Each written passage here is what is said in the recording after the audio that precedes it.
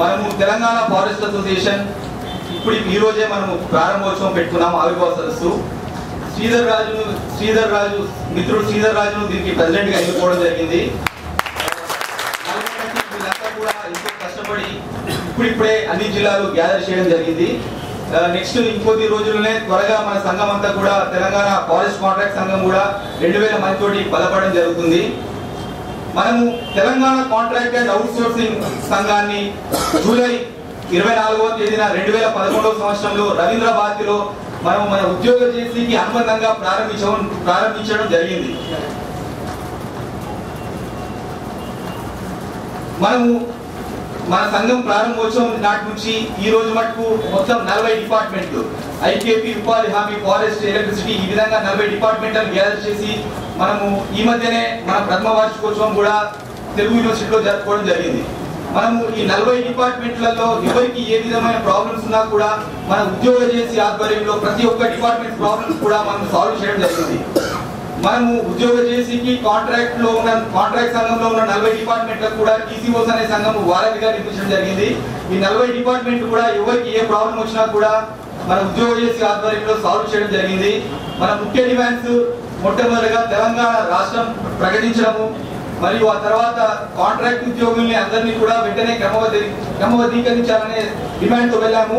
మన ఆవిర్భావ సదస్సులో మన జేసీ నాయకులు కూడా తీర్మానం చేయడం జరిగింది. తెలంగాణ రాష్ట్రం రాగానే వెంటనే రాష్ట్రంలో ఉన్న Telangana contract and outsourcing ఉద్యోగులందరినీ కూడా వెంటనే రెగ్యులరైజ్ చేస్తామని తీర్మానం చేయడం జరిగింది. మన వేదిక మీద జేసీ నాయకులందరికీ కూడా నేను ధన్యవాదాలు తెలియజేసుకుంటున్నాను.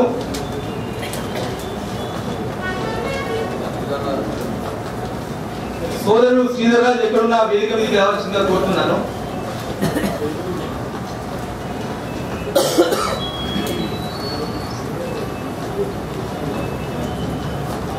మరి ఈ అవకాశం ఇచ్చినందుకు మీ అందరికీ కృతజ్ఞతలు తెలుపుతూ శ్రీధర్ రాజు ఒకసారి ఫారెస్ట్ కాంట్రాక్ట్ ఉద్యోగుల సమస్యలు, ఫారెస్ట్ కాంట్రాక్ట్ ఉద్యోగుల గురించి 2 నిమిషాలు మాట్లాడవలసిందిగా తెలియజేస్తున్నాను. ఆ తర్వాత మన జేసీ పెద్దలు మాట్లాడడం జరుగుతుంది.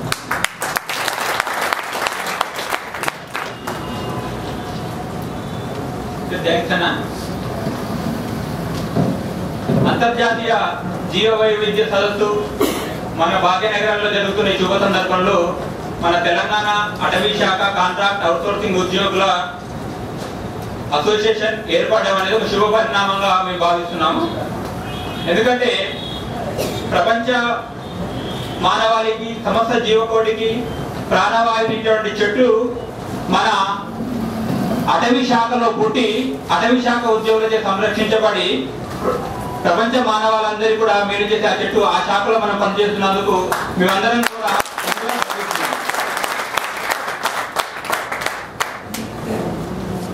అటవీ శాఖలో సార్ ఉపాధి హామీ పథకం ప్రారంభమైన తర్వాత కేవలం DWMA ద్వారానే కాకుండా లైన్ డిపార్ట్మెంట్ లో కూడా ఉపాధి హామీ పథకాన్ని అమలు చేయాలన్న ఉద్దేశంతో అటవీ శాఖలో వివిధ రకాల పనులు అంటే నర్సరీల పెంపకం కానివ్వండి, కందకాల తవ్వకం కానివ్వండి, రోడ్ల వెంబడి చెట్ల సంరక్షణ కానివ్వండి, ఇలా రకరకాల పనులు చేపట్టి అటవీ శాఖలో కూడా ఉపాధి హామీ పథకాన్ని అమలు చేయడానికి ఆంధ్రప్రదేశ్ ప్రభుత్వం సంసిద్ధత వ్యక్తం చేసి రూరల్ డెవలప్మెంట్ కానీ కొన్ని ఫండ్స్ ని అటవీ శాఖకు మళ్లించడం జరిగింది. ఆ మళ్లించుతున్న తరుణంలో అటవీ ఈ రూరల్ డెవలప్మెంట్ ద్వారా నిధులతో చేపట్టబడుతున్న అటవీ శాఖలో పనులకు గాను కొంతమంది సిబ్బందిని అటవీ శాఖలో నియమించుకోవడం జరిగింది. అయితే ఈ సిబ్బంది అందరూ కూడా వీళ్ళకి వచ్చే జీతభత్యాలు కానీ, వీళ్ళకి వచ్చే అలవెన్సులు కానీ, వీళ్ళకి వచ్చే ప్రతిదీ కూడా రూరల్ డెవలప్మెంట్ విడుదల చేసినటువంటి నిధుల ద్వారానే వీళ్ళకి జీతభత్యాలు చెల్లించడం జరుగుతుంది. అలాగే ఈ 2006, 2007 నుంచి ఈ విధంగా అనేక మంది ఉద్యోగులు ఉపాధి హామీ పథకం నుంచి అనేక పనుల ద్వారా ఇంకా మిగతా అటవీ శాఖ వేరే పనుల ద్వారా కూడా కాంట్రాక్ట్ అవుట్సోర్సింగ్ ఉద్యోగులుగా పనిచేస్తున్నారు.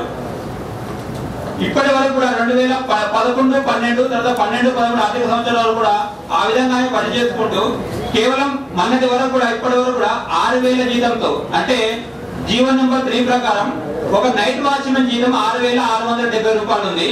కానీ అంతకంటే బానిసంగా కేవలం 6000 ఈ రోజు కూడా 6000 జీతంతో పనిచేసిన ఒక కాంట్రాక్ట్ ఉద్యోగి మన అటవీ శాఖలో టెక్నికల్ అసిస్టెంట్ గా అంటే సాంకేతిక సహాయకుడుగా. సార్ ఇక్కడ ఉపాధి హామీ పథకంలో టెక్నికల్ అసిస్టెంట్ అనేవాడు చాలా కీలక రోల్ సార్. ఎందుకంటే ఉపాధి హామీ శాఖలో ₹1 ఖర్చు పెట్టాలన్నా కూడా టెక్నికల్ అసిస్టెంట్ సంతకాలను అయితే ఖర్చు పెట్టడానికి వీల్లేదు. అట్లాంటి కీరోలు పోషిస్తున్న టెక్నికల్ అసిస్టెంట్ ఇవాళ 6,000 జీతానికి కనీసం పెట్రోల్ కూడా సరిపోకుండా పనిచేస్తూ ఇప్పటి వరకు కూడా ఎన్నో కష్టాలకు నష్టాలకు ఓర్చి ఇప్పటివరకు అలాగే పనిచేస్తూ వస్తున్నారు. గత సంవత్సరం టీసీఓస్ ఏర్పడిన తర్వాత టీసీఓస్ బ్యానర్ మీద అంటే ప్రవీణ్ అన్న గారి నాయకత్వంలో తెలంగాణ కాంట్రాక్ట్ అవుట్సోర్సింగ్ ఎంప్లాయీస్ అందరం కూడా రిప్రజెంట్ చేసి అందరి కృషి ఫలితంగా గవర్నమెంట్ ఒక 340 సర్క్యులర్ జారీ చేసింది. ఆ సర్క్యులర్ ప్రకారం ఏంటంటే ఎక్కడ పనిచేస్తున్న టెక్నికల్ అసిస్టెంట్ సోషల్ ఫారెస్ట్ లో కానీ వైల్డ్ లైఫ్ లో కానీ రెగ్యులర్ లో కానీ ఎక్కడ పనిచేసే టెక్నికల్ అసిస్టెంట్ కూడా 9,150 శాలరీ పెంచాలని చెప్పి నిర్ణయించు 346 సర్క్యులర్ జారీ చేసింది. అయితే 346 సర్క్యులర్ జారీ చేసిన ఒక సంవత్సరం తర్వాత ఈ శాలరీ ఇంప్లిమెంటేషన్ కోసం గత జూలై 1 నుంచి ఇంప్లిమెంటేషన్ కోసం కొన్ని జిల్లాల్లో పంపించడం జరిగింది. దాన్ని కూడా ఇప్పటికి కూడా కొన్ని జిల్లాల టీఎఫ్ఓ గారు అమలు చేస్తూ ఇంకా కొన్ని జిల్లాలు అదే 6,000 జీతానికి అదే 7,000 జీతానికి ఇంకా మా తోటి ఉద్యోగులు పనిచేసుకుంటూ అదే కష్టాలు అనుభవించుకుంటూ వస్తున్నారు.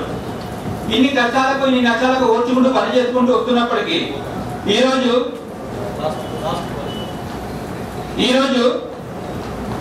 ఇప్పుడే జస్ట్ నైట్ ఒక సర్క్యులర్ వచ్చింది.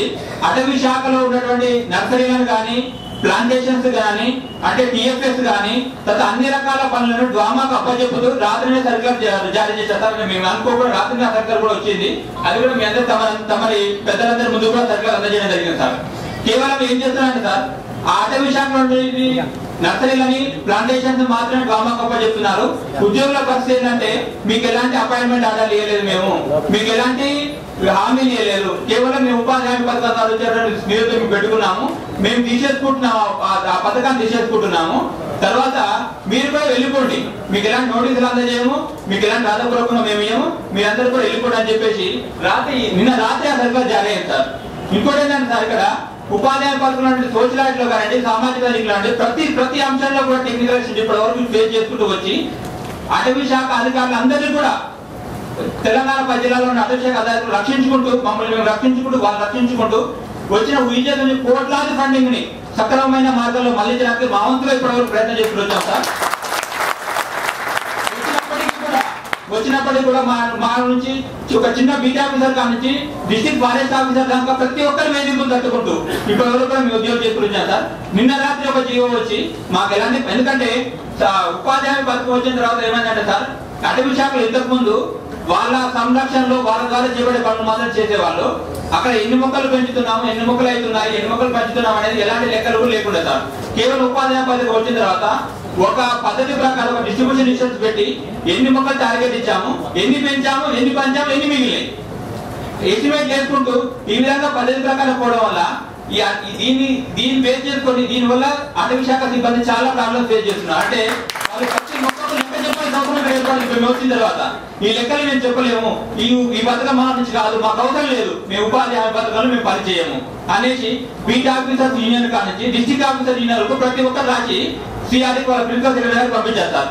వాళ్ళ ఈమెయిల్ అన్ని రిప్రజెంట్ చేసుకొని మాకు నర్సరీస్ అవసరం లేదు, మాకు అటవీ ఉపాధి ద్వారా వచ్చే పనులు మాకు ఏది కూడా అవసరం లేదు, మేము అన్ని కూడా మేము ఎత్తేస్తున్నాము, మేము అన్ని చేతులు ఎత్తేసారు సార్.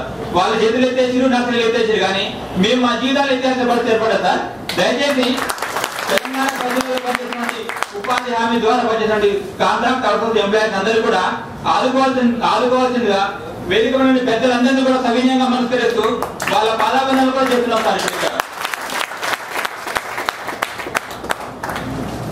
ఈ విధంగా సార్ కాబట్టి మా చిన్న విన్నపం సార్, ఎట్లయితే ఇప్పుడు ఫారెస్ట్ డిపార్ట్మెంట్ లో ఇతర పనులకు ఎంతమంది సిబ్బంది అవుతూ ఉంటారో అంతమంది సిబ్బందిని ఫారెస్ట్ డిపార్ట్మెంట్ ఉంచుకొని మిగిలిన ఎక్సెస్ అయిన సిబ్బందిని కూడా ఎట్లయితే డ్వామాకు ఈ నర్సరీస్ తర్వాత ఈ ప్లాంటేషన్ తప్పచెప్తున్నారు మా సిబ్బందిని కూడా దాంతో పాటు, ఎందుకంటే ఇదే పని అక్కడ చేస్తాం సార్, మేము అక్కడికి మమ్మల్ని ట్రాన్స్ఫర్ చేయడానికి పెద్దలందరూ కూడా ప్రయత్నం చేసి మా కుటుంబాలను ఆదుకుంటారని మేము ఆశిస్తున్నాం సార్.